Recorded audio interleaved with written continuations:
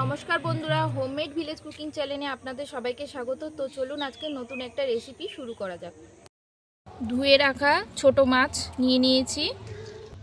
এবার তাতে কিছু মশলা দিয়ে দেবো। এখানে জিরে বেটে রেখেছি, এখানে কাঁচা পাকা লঙ্কা আর এখানে রসুন বাটা, এগুলো সব এর মধ্যে দিয়ে দেবো। প্রথমে জিরে বাটা দিয়ে দিলাম,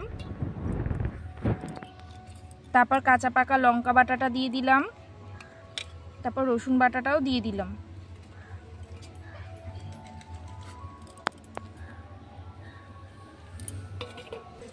এবার এর মধ্যে কুচিয়ে রাখা বেশ খানিকটা পেঁয়াজ, সেটাও দিয়ে দিলাম। এবার এর মধ্যে কিছুটা ধনেপাতা কুচিয়ে রেখেছি, সেটা দিয়ে দিলাম। এবার এর মধ্যে কুচিয়ে রাখা টমেটোটা দিয়ে দিলাম। এবার এতে আমি স্বাদ মতো নুন দিয়ে দিলাম। এবার এতে আমি পরিমাণ মতো হলুদ গুঁড়ো দিয়ে দিলাম। তারপর এতে পরিমাণ মতো একটু সর্ষের তেল দিয়ে দিলাম। এবার আমি মশলা ও পেঁয়াজ সব কিছু দিয়ে মাছটাকে ভালো করে মেখে নেব।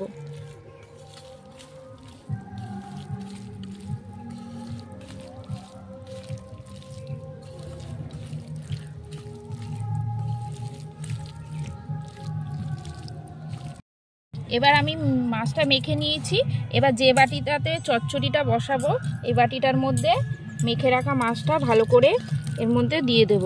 এর মধ্যে কোনো জল ব্যবহার করা যাবে না, পুরো মাছটা এর মধ্যে দিয়ে দিলাম।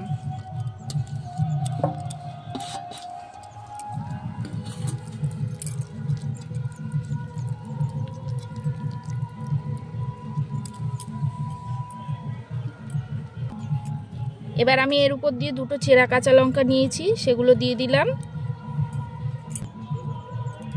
আর এর উপর দিয়ে একটুখানি কাঁচা সর্ষের তেল দিয়ে দিলাম।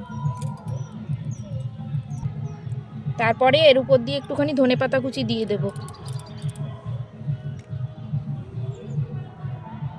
বন্ধুরা, এবার আমি মেখে রাখা মাছটা এই সাঁড়াশি দিয়ে ধরে এটা এই উনুনের মধ্যে চাপিয়ে দিলাম। এটা একদম নিবু নিবু আছে হবে। এবার হোক এটা 10-15 মিনিট মতো।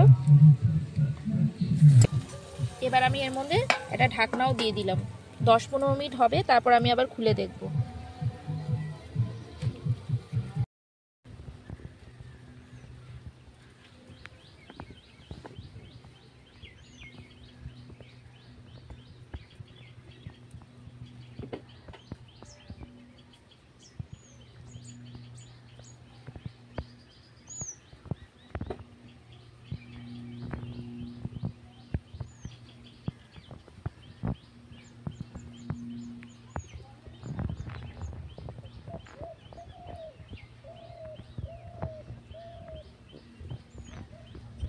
এবার 10-15 মিনিট হয়ে গেছে, আমি একটু ঢাকনাটা খুলে দেখে নেব কতটা কি হচ্ছে। বাহ, খুব সুন্দরভাবে আমার চচ্চড়িটা ফুটে উঠেছে।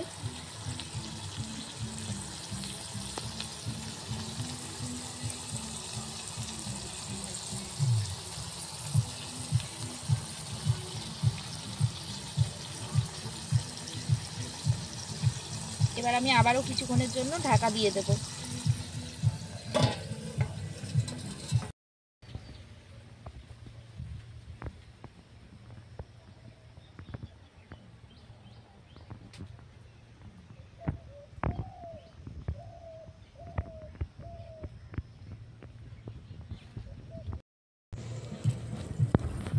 তো বন্ধুরা, আরও কিছুক্ষণ হয়ে গেছে, এবার আমি ঢাকনাটা খুলে নিলাম।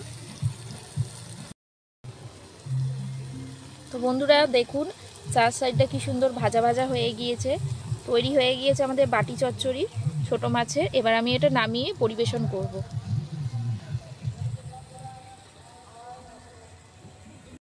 তো তৈরি হয়ে গেছে আমাদের ছোট মাছের বাটি চচ্চড়ি। আপনাদের এই রেসিপিটা কেমন লাগলো জানাবেন এবং লাইক, কমেন্ট, শেয়ার, সাবস্ক্রাইব করবেন। ধন্যবাদ।